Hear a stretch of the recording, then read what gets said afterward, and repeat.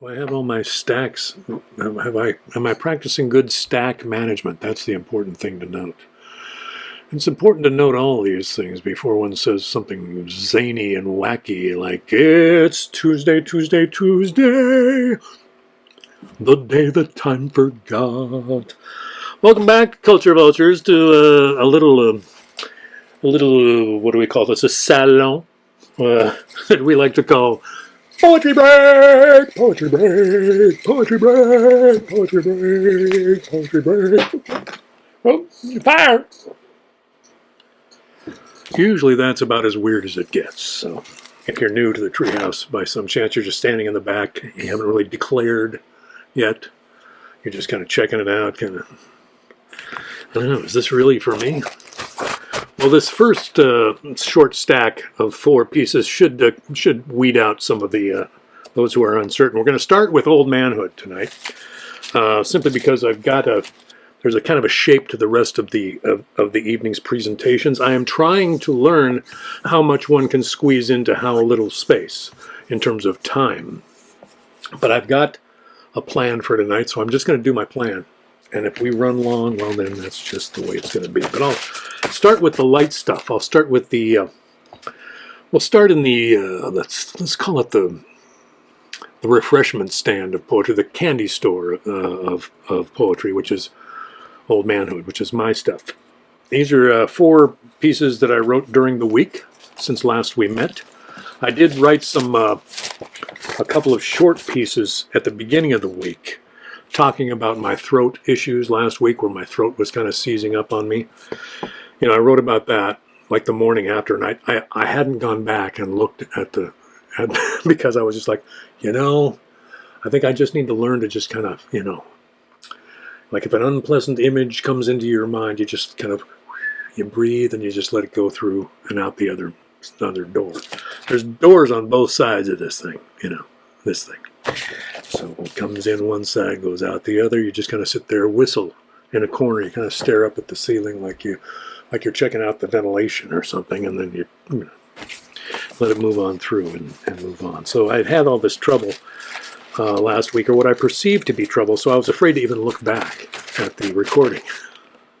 And then, so that was Wednesday all day. I did not look back.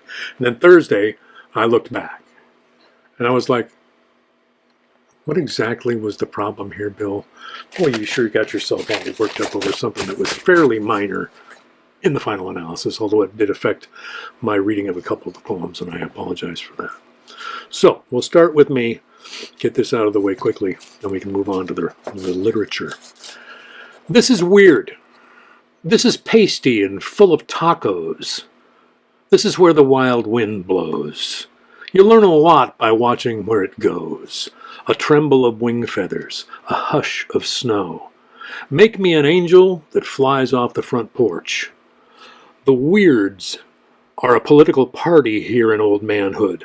Our convention is like Burning Man with walkers and scooter chairs.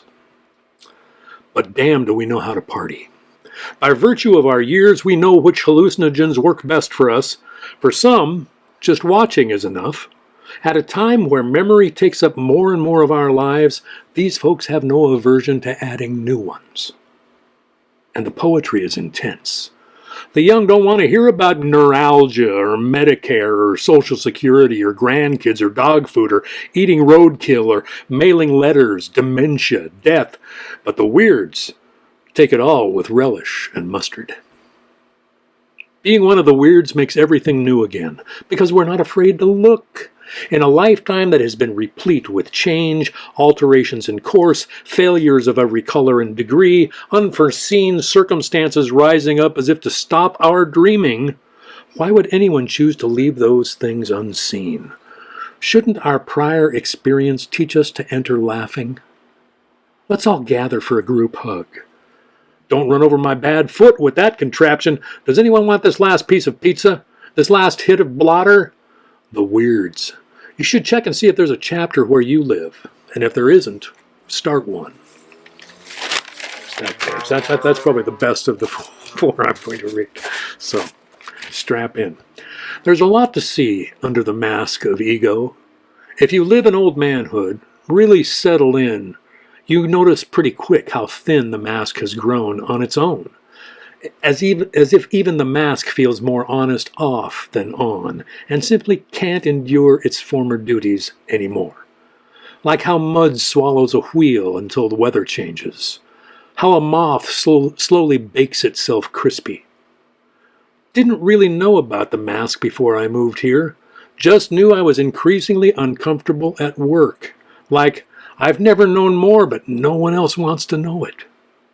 It was a heart made out of aluminum foil because it trapped the juices inside the meat so that I was moist but voiceless. That's a big plate load of humble and hauntingly difficult to rise from.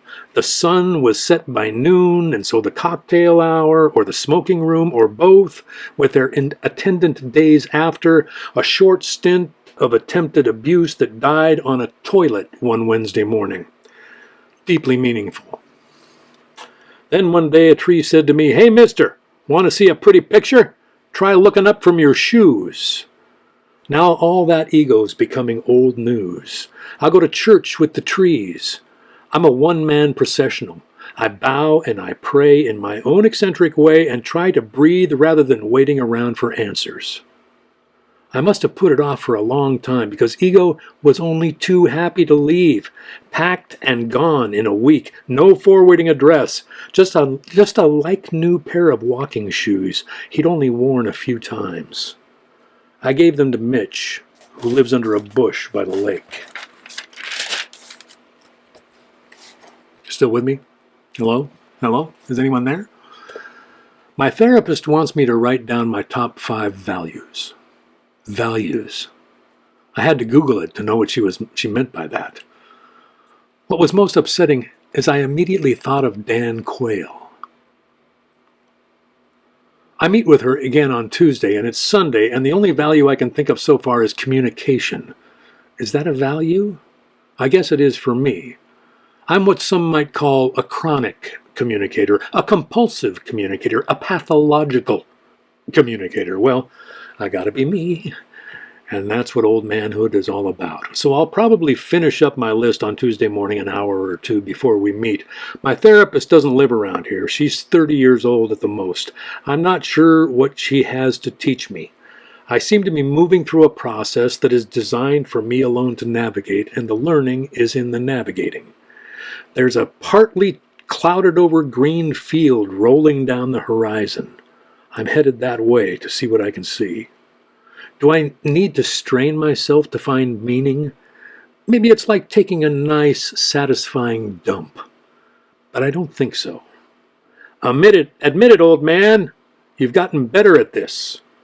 How to do what you do and not care if anyone notices, just for the pure pleasure of doing it. That's a lesson worth waiting up for, staying alive for, opening the door to its temple of torrent and flow, singing in the typewriter choir. Yep, they're weird. What can I say? What can I say? This is a journal in poetry. Yeah.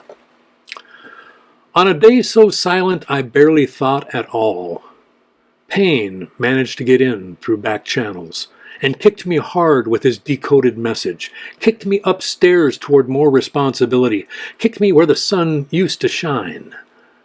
I remained silent at first, thinking I'd found peace and not wanting to disturb it, but then I stood on my hind legs and howled because I knew the moon was watching and held mercy on her shadow side where she responded to auditory cues.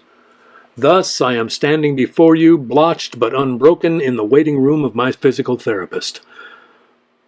But do you accept Medicold with our particular senior supplemental plan of world dominance? Or are we out in the cold with nothing to hold on to? Well, we do take some Medicold plans, but they change every week except in months with a J, and those months they change on a rotating schedule dug up in some Mayan ruins at the time of Cortez. So we're all set. Back home and kinda torqued, and I missed the midday meds. So, ice cream sodas for everyone. I'll never become immortal like this, scattering lines and meanings meant for one breath across a full-page chapter of crap. Long-winded much, old man? Maybe too much sun on your morning walk. Maybe too much smoke in the pipe, but you're scrappy and rambly, and we'd like you to stay because no one else is going to say it that way. There you have it. For a minute there, when I was reading this, I forgot that I was on the air, and I was gonna stop and use my pencil to make a correction.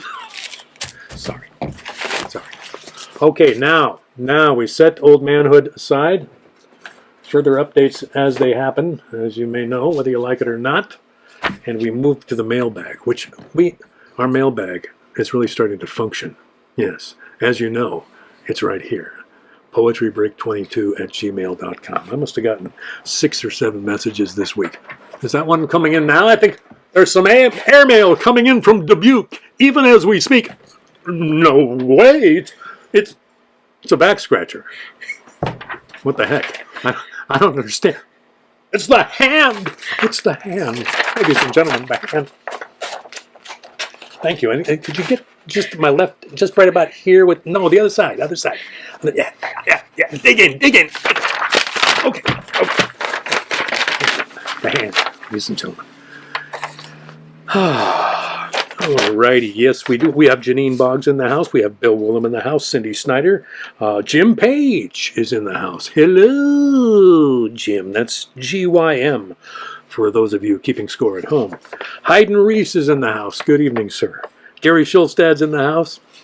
Cup of the week from Gary Mary Schulstad down there in Portland, Oregon. Yes, indeed. Gary Schulstad in the house. Remember earlier when I said it doesn't usually get any weirder than that? Sorry. I didn't mean anything by it. Rochelle Hamill's in the house. Monica Hoverstadt. Hey, Monica. Mark Kenny, of course. Katrina Knight. Mark. All the peeps are here. That's fantabulous. All right. Well, many of those same people.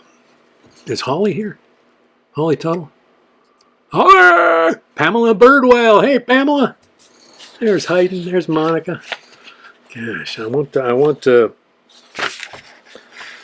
Holly Tuttle to be here. Anyway, the mailbag. Very, very, shall we say, fruitful this week. Very,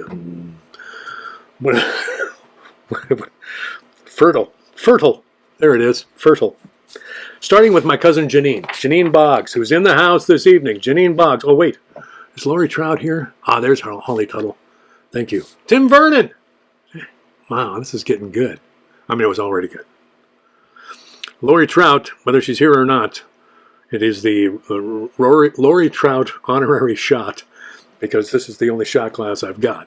So send shot glasses and watch me get toasted. Yes, indeed. The Lori Trout.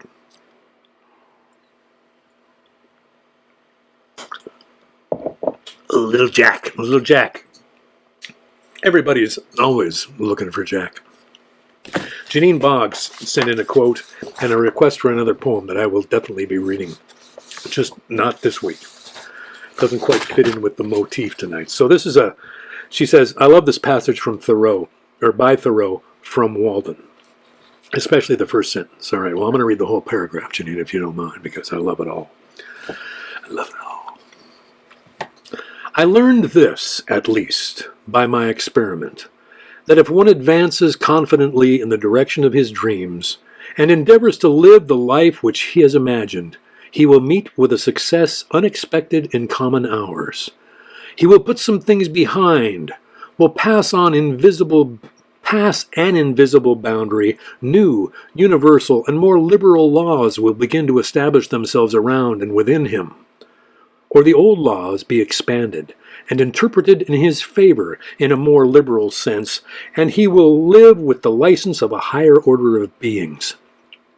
In proportion as he simplifies his life, the laws of the universe will appear less complex, and solitude will not be solitude, nor poverty poverty, nor weakness weakness.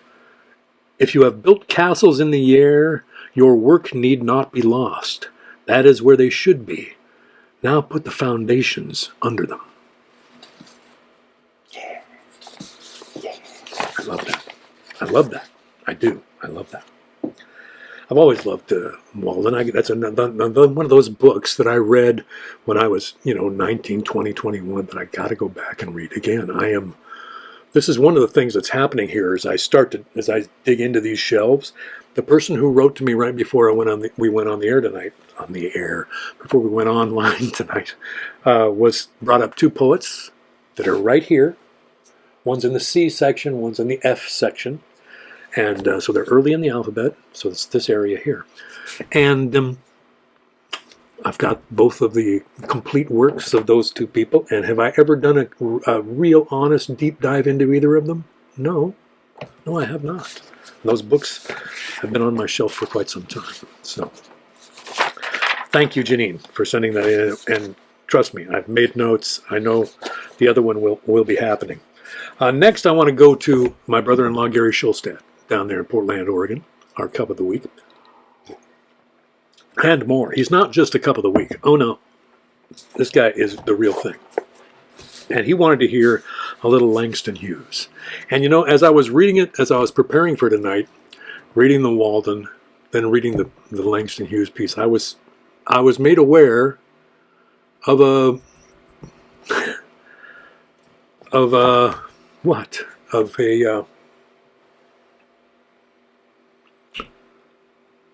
two parallel realities that exist in our world and have existed for a long time and continue to exist, and that I'm trying to learn about. I don't want to say too much more about it. Gary requested the poem Harlem from a suite of poems that Hughes wrote, which is called Montage, A Dream Deferred, and Montage of a Dream Deferred. Montage of a Dream Deferred is a book-length poem suite published in 1951. Its jazz poetry style focuses on scenes over the course of a 24-hour period in Harlem. The original, blah, blah, blah, blah, blah, blah. Here's what Hughes said about it in his prefatory notes. In terms of current Afro-American popular music and the sources from which it progressed, jazz, ragtime, swing, blues, boogie-woogie, and bebop, this poem on contemporary Harlem, like bebop, is marked by conflicting changes, sudden nuances, sharp and impudent interjections, broken rhythms, and passages sometimes in the manner of a jam session. Sometimes the popular song, punctuated by the riffs, runs, breaks, and distortions of the music of a community in transition. So, there it is. Anyway, it is a book that came out in 1951. It was meant to be one long poem, but it was written in this style that was almost cinematic. Lots of short clips, montage together. It's like a montage kind of style. Gary wanted to hear the poem Harlem, which is toward the end of the sequence, and kind of epitomizes, depending on how you read it, the kind of counterbalance to what we may have thought of as a more idyllic vision of Thoreau. But both of these visions are pretty much baked into the American experience, or what we might have called the American dream. Hence the title, A Dream Deferred. This is called Harlem. What happens to a dream deferred? Does it dry up like a raisin in the sun? Or fester like a sore and then run? Does it stink like rotten meat? Or crust and sugar over like a syrupy sweet? Maybe it just sags like a heavy load. Or does it explode? I'm going to read that one again. Harlem. What happens to a dream deferred? Does it dry up like a raisin in the sun? Or fester like a sore and then run? Does it stink like rotten meat? Or crust and sugar over like a syrupy sweet? Maybe it just sags like a heavy load. Or does it explode? It's Langston Hughes. Yeah. So I was reading that from Langston Hughes' selected poems. I ordered yesterday his collected poems because it's worth it. I want to read the whole text. There's a selection of the Dream Deferred piece in here, but I don't think it's the entire text. The original text was like 79 pages, which is not what was included here. Okay. Thank you, Gary Schulstad, for that. Keep them coming. See, Gary comes from a different school of thought around poetry, a different whole set of experiences, but, you know, his childhood was the Hand's childhood, and so I welcome the input because it's family input, you know, kind of like Janine's was, kind of like Holly Tuttle's was. I'm glad Holly's in the room because Holly, you know, you remember those old Memorex ads? Is it live or is it Memorex? The guy sitting in the easy chair with the sunglasses on and his hair blowing back. My hair blew back when I got this from you, Holly, because Berthold Brecht is one of those names that you always think, oh yeah, Berthold Brecht, yeah. And maybe you write it down on a list next to Rimbaud and, you know, those kinds of people, and you think, yeah, I should read some Brecht sometime, and then you never do. Until somebody like Holly Trout, one of the chief wranglers of the Lame Cat Ranch, along with Kim Nelson out there on Vashon Island, sends you a Brecht poem. Actually sends you two different translations of the same Brecht poem because she says, I like this translation better. That's attention to detail, ladies and gentlemen. Bertolt Brecht, 1898 to 1956. This poem, written in 1940, is called To Those Born Later, and it's in three fairly short parts. To those born later. Truly I live in dark times. Frank speech is naive. A smooth forehead suggests insensitivity. The man who laughs has simply not yet heard the terrible news. What kind of times are these? When to talk about trees is almost a crime because it implies silence about so many horrors. When the man over there calmly crossing the street is already perhaps beyond the reach of his friends who are in need. Is it true that I still earn? It is true that I still earn my daily bread, but believe me, that's only an accident. Nothing I do gives me the right to eat my fill.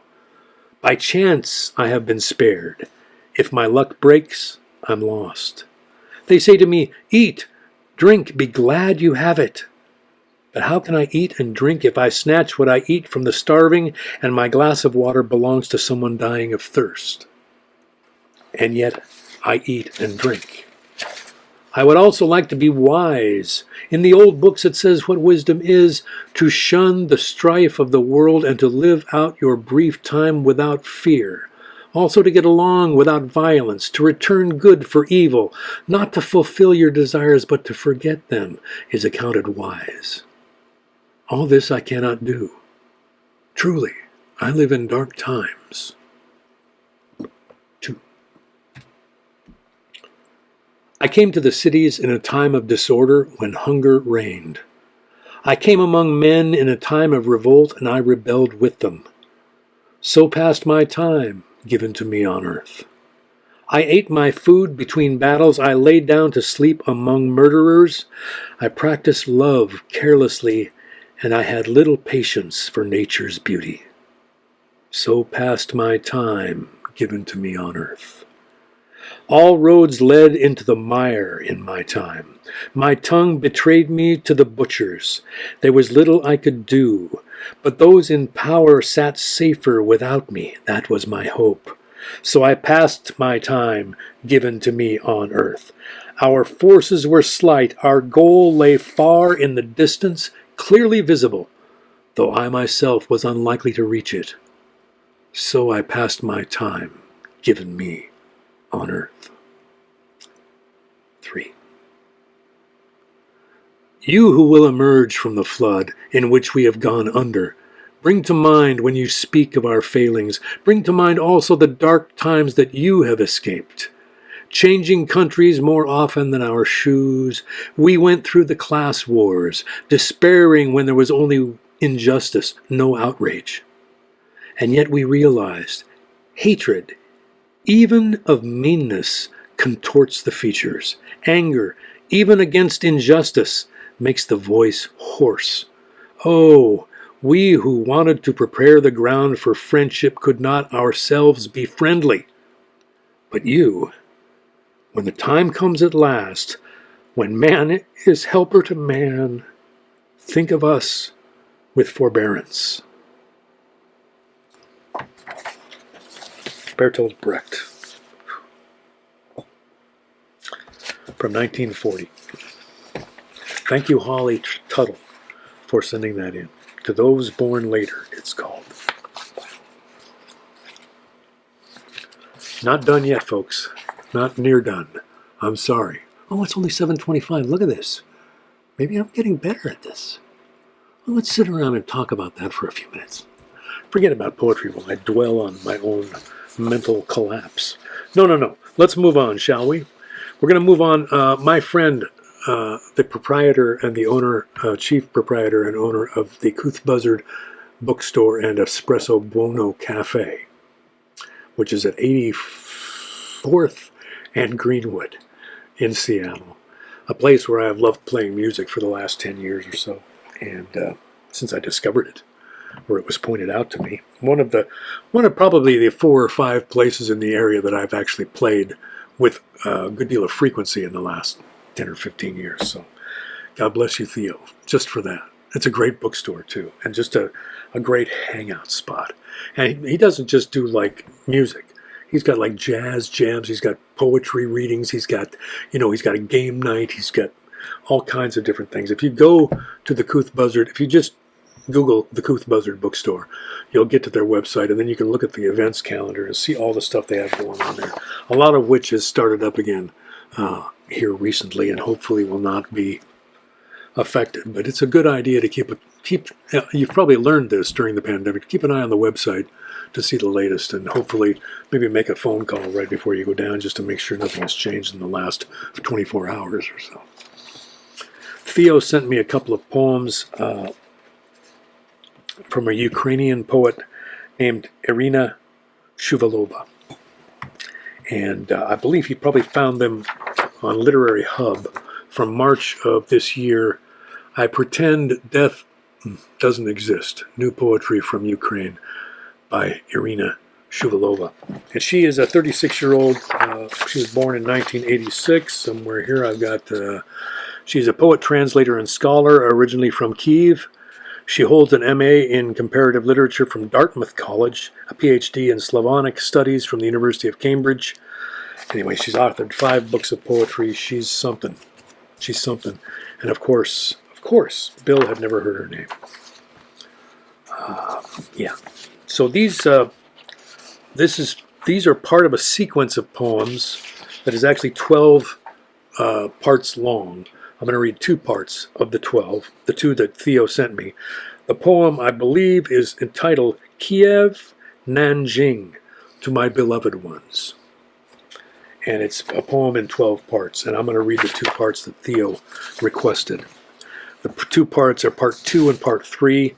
Part 2 is A Poet Can't Write About War, and part 3 is Spring. Okay? This is, I'm sorry, I'm going to have to look at the spelling. Iryna Shuvalova. Iryna is Iryna, Shuvalova, Shuvalova. Iryna Shuvalova. Find it on Literary Hub. A poet can't write about war. Neither victim, nor participant, nor defender, nor observer, nor outsider. So who? The war gave everyone a role. What's yours? Covering your mouth with your palm? Right, Miss Can't Hold Back the Tongue. Suddenly she's quiet, just when it seemed precisely the time to talk. But what can you say when over there everyone everywhere is shouting, sirens screaming, smoke crackling high up, evacu luggage, wheels squeaking, crooked mouths of shattered windows desperately howling? She texts you, I can hear explosions close by, fighter jets flying. You don't know how to respond. 3. Spring. In my no matter what country, a woman who shall remain nameless awaits spring and war. She pulls our common future from the closet, tries it on in the mirror, smiles. And only when the air raid sirens go off in the background does her smile fade. She reluctantly lowers her hands, takes off our future, hides it in the closet, sits out the airstrike on the bathroom floor. Not the right season. I'm going to read that one again. Spring. In my no matter what country, a woman who shall remain nameless awaits spring and war. She pulls our common future from the closet, tries it on in the mirror, smiles. And only when the air raid sirens go off in the background does her smile fade. She reluctantly lowers her hands, takes off our future, hides it in the closet, sits out the airstrike on the bathroom floor. Not the right season. That last line, you don't know if it's got a little bit of irony in it or what. Iryna Shuvalova. Thank you to my dear friend Theo from the Couth Buzzard bookstore for sending that in, because that, I don't know, man, that says, I don't know, how much more current can you get with poetry, right? Okay, the stuff I wrote last week was fresher, but come on. We're talking quality here, not quantity, people. Yes, I've got time for quantity. Some people don't. And that's just the world we live in. My friend Tim Swiger, who I've been best friends with since we were 9 years old, the summer before 4th grade. A man who has given me very, very, very many gifts in my life. And who has believed in me the whole damn time. You know, hey, what can I say? At times when I didn't believe in me. He and I are both practitioners of transcendental meditation. And during his meditation session, there's a Zoom call that you can dial into where there's like 5,000 or so people practicing TM together at the same time. And you just dial into this Zoom call, and it's hosted by Bob Roth, who's the president, I think, of the David Lynch Foundation. Anyway,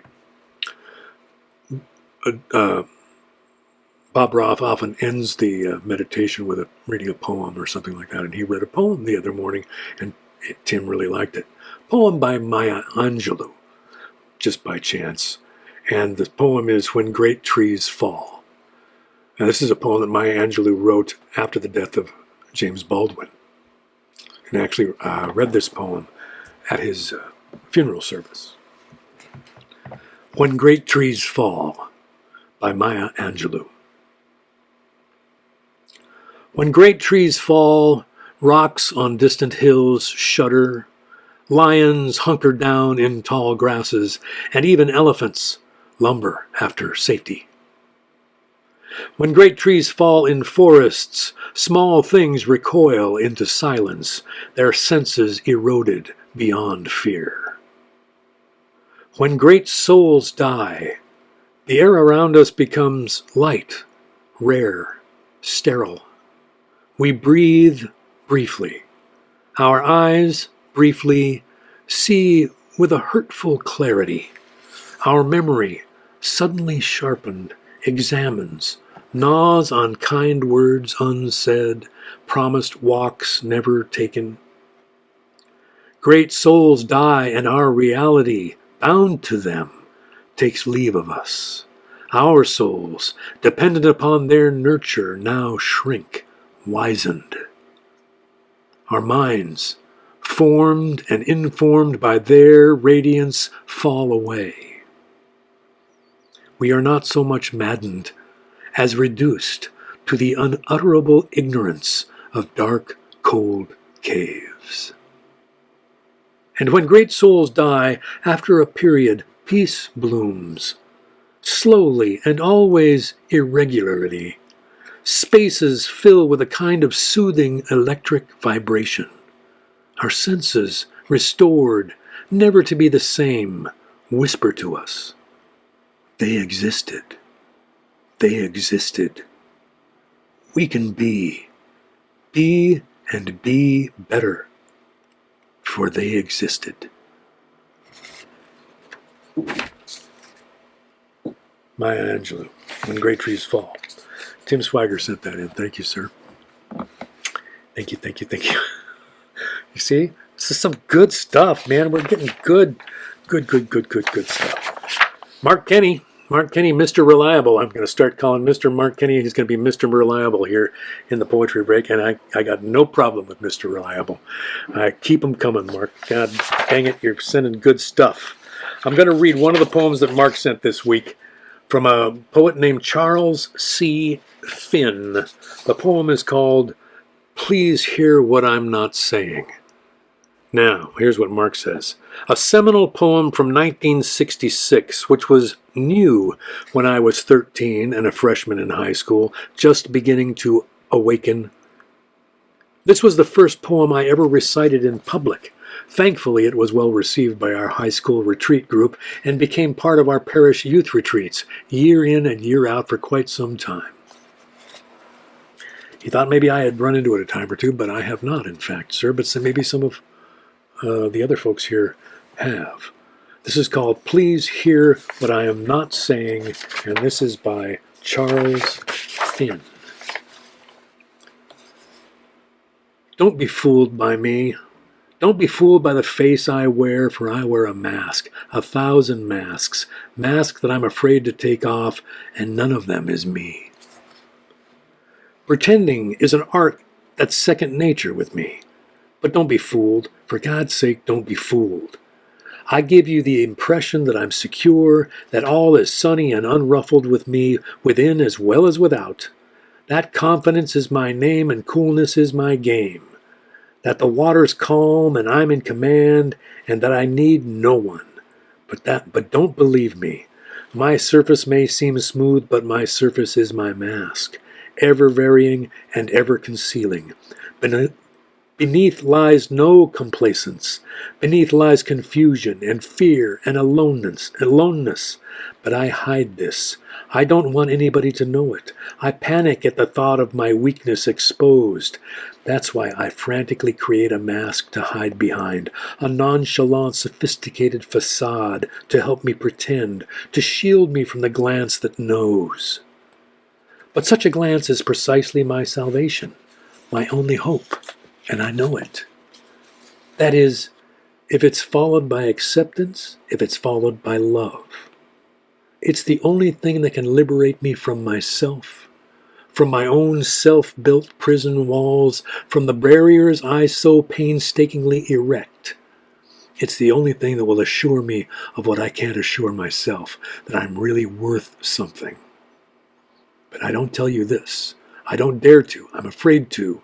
I'm afraid your glance will not be followed by acceptance, will not be followed by love. I'm afraid you'll think less of me, that you'll laugh, and your laugh would kill me. I'm afraid that deep down I'm nothing, and that you will see this and reject me. So I play my game, my desperate pretending game, with a facade of assurance without and a trembling child within. So begins the glittering but empty parade of masks, and my life becomes a front. I idly chatter to you in the suave tones of surface talk. I tell you everything that's really nothing, and nothing of what's everything, of what's crying within me. So when I'm going through my routine, do not be fooled by what I'm saying. Please listen carefully and try to hear what I'm not saying, what I'd like to be able to say, what for survival I need to say, but what I can't say. I don't like hiding. I don't like playing superficial, phony games. I want to stop playing them. I want to be genuine and spontaneous and me, but you've got to help me. You've got to hold out your hand, even when it's the last thing I seem to want. Only you can wipe away from my eyes the blank stare of the breathing dead. Only you can call me into aliveness. Each time you're kind and gentle and encouraging, each time you try to understand because you really care, my heart begins to grow wings. Very small wings, very feeble wings, but wings. With your power, you touch me into feeling you can breathe life into me. I want you to know that. I want you to know how important you are to me, how you can be a creator, an honest-to-God creator of the person that is me if you choose to. You alone can break down the wall behind which I tremble. You alone can remove my mask. You alone can release me from my shadow world of panic, from my lonely prison, if you choose to. Please choose to. Do not pass me by. It will not be easy for you. A long conviction of worthlessness builds strong walls. The nearer you approach to me, the blinder I may strike back. It's irrational, but despite what the books say about man, often I am irrational. I fight against the very thing I cry out for. But I am told that love is stronger than strong walls, and in this lies my hope. Please try to beat down those walls with firm hands, but with gentle hands, for a child is very sensitive. Who am I, you may wonder? I am someone you know very well, for I am every man you meet, and I am every woman you meet. Please hear what I'm not saying. By Charles Finn. Thank you, Mark Kenny. Thank you very much, Mark Kenny. Keep them coming. Keep them coming. I may not read each and every one that anybody sends, but I will. There's always going to be one that's going to go, okay, time for that one. That's good, that's nice. Look at this. I've come to the last poem. What's the deal? Look at this, it's 7:42. The last poem is by my friend Mary Pecka. This poem arrived in the mail this morning, and I've read it like 6 times. And I will persist in saying until Mary hears me, or until some publisher out there hears me, or Mary Pecka is one of the best poets I know, and always has been. She was that way 40 years ago when we were in college together. And I persist in believing it right up to this very moment, even as we speak right now, even as I'm wishing for a second shot glass. So, Mary lives down in Emeryville, California, which is right across the bay from San Francisco. And she's been doing some you can do it, Bill, you can do it. You can find the word. Landscaping. She's been doing some landscaping at her place.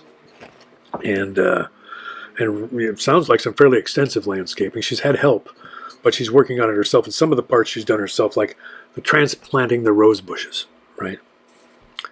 She's planted some rose bushes. And apparently it was successful. She's probably done it before. You know, my dad was into roses, by the way. Yeah, my dad. He loved his roses. And he was always nervous when he was transplanting one of his favorite roses because, you know, transplant something to me, you know. Oh, they'd be okay. Plants are hardy, you know. They're probably hardier than we are ultimately. We'll see who's here when we're gone. Yeah, plants and crows. Anyway, so Mary wrote a poem called Another Rose Poem. And I'm sorry, Mary, but if you send me something, I'm going to read it for anybody who will listen to it. Another Rose Poem by Mary Pecka, May 2022. So, fairly recent. Your bloom is so perfect, enough to be the image one discovers when searching for rose. You are the prom queen of flowers, all dolled up, looking just like the one next to you, and the others, too, in your line of shiny gowns and Vaseline smiles, so pretty the tiaras are just overkill. After ages of cloning and grafting, you are not the punk rockers of flowers. You just aren't wild anymore. Way too tame for that mosh pit of swaying poppies. Too fragile for that smoky after-party where the Susans roll with their smeary black eyes at goat's beard and foxglove, jostling for a spot near wild ginger, but who can blame them? It's true, you're no Iggy Pop. Instead, you are the Norah Jones of flowers. No whiskey or cigarette rasp punctuating your silky, near-wearisome sameness. I don't even need to see you to see you. But it's a good thing you smell so nice. You can stick around just for that, because when I close my eyes and sniff you in, I don't remember my wild days either. Just Nana's cotton house dress, soft against my cheek from so many washings. It smells so sweet. It smells like home. It smells like love. Another Rose poem by Mary Pecka. Well, golly, folks, there you go. I've done what I planned to do. What do you know? It may have even worked. I don't know. Let me just cruise the list here for a while. Jeff Steve's in the Aaron Ochoa's in the house. Jeff Steve, Aaron Ochoa. Yes, indeed. Gary Schultzad in the house. Here's Rochelle Hayden. Good stuff, huh? Well, that's, like I said, it was 90% mailbag, 10% old manhood. So you'll have to forgive me my parts. All of my parts, including the parts I type onto these little thin pieces of paper that were rescued from the home of Evelyn Yvonne Schulstad. Yeah, I took the typing paper, Gary. I'm sorry. Yeah, have your lawyer call my lawyer. We'll work it out about the typing paper. Anyway, hope everybody has a poetic week. Thanks so much for coming. And I'm glad this is becoming normal for me. I'm glad this is becoming casual for me. I can be preparing like right up to the last minute. And this week I wasn't too intimidated. I think last week I was intimidated by the power of the poetry I was reading, and I kind of let it get a little bit more in my head than I had intended. But what are you going to do with poetry that powerful? I don't know, man. I thought I'd do better, but I didn't. But that was ages ago. It's water under the bridge, right? Next week we'll try this again. What do you say? Keep those emails coming. poetrybreak22@gmail.com, because I'm really enjoying reading all the emails and getting a chance to be exposed to poetry that I wouldn't otherwise be exposed to because it ain't on my shelves. It's not on my shelves. No. Gonna be, though. Maybe so. Maybe some of yours too. Have a great week. Take care of each other. Bye-bye.